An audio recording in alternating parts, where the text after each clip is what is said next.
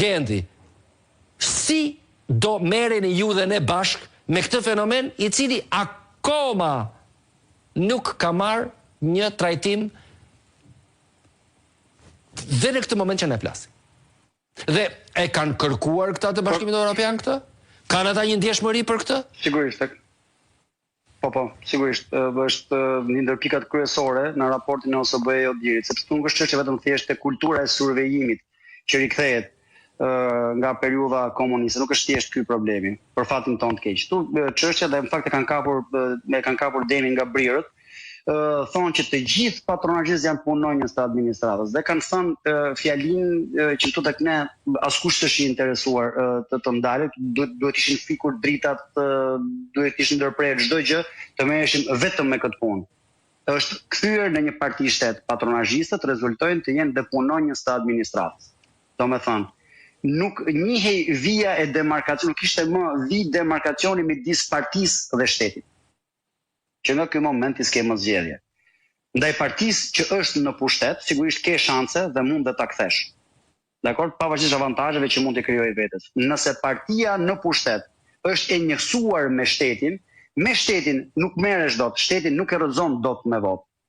Që do të thotë të mungon një element shumë i rëndësishëm i lirisë. Nga momenti që ka përdorur shprehjen parti shtet, raporti OSBE Odirit, asnjë prej kritereve të tjera, politike apo teknike, ti nuk i plotson më.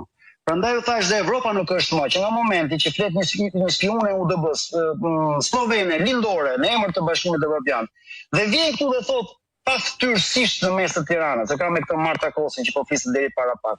OSBE Odirit e tha haptazi. Gënjeu paturpsisht të gjithë dhe ne në fytyrë. Doli dhe thanë krati i Ramës në konferencë për shtyp kur erdhi në Tiranë. OSBE Odiri ka thënë që zgjedhjet ishin të lira dhe të ndershme. E ç'është kundërtën ka thënë OSBE Odiri. OSBE Odiri ka thënë këtu nuk ka më.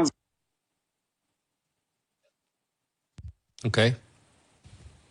E dëgjojmë rrugën. Po, pa merak tani. Kemi lidhjen në. Kështu që nga kjo pikpamje po ju them, eurokratët, njerëzit që paguhen për këtij, është pa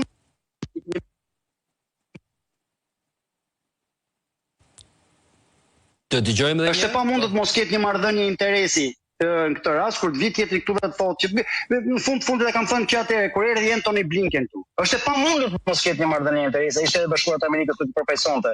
Kur vinte këtu i jepte dorën Ardian Vorani thoshte kampioni i korrupsionit. Kur u bë kampionati i korrupsionit, ne jetojmë këtu dhe nuk e dimë kush është.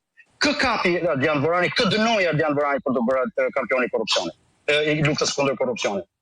Mori çmim pak kohë më mbrapa Altin Dumani, të tërë të arrestuarit përveç Lefter Kokës, nuk e di se pse me Lefter Kokën e kanë kap kaq keq këtë punë. Të gjithë të tjerët janë të liruar dhe po marrin pafajësinë njëri mbas tjetrit.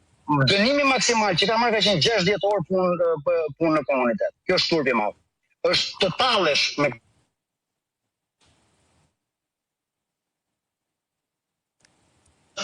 me me këtë milet. Unë mendoj që të gjithë bashkë duhet ta refuzojmë këtë. Është një gjë që po ndodh përpara. Okej.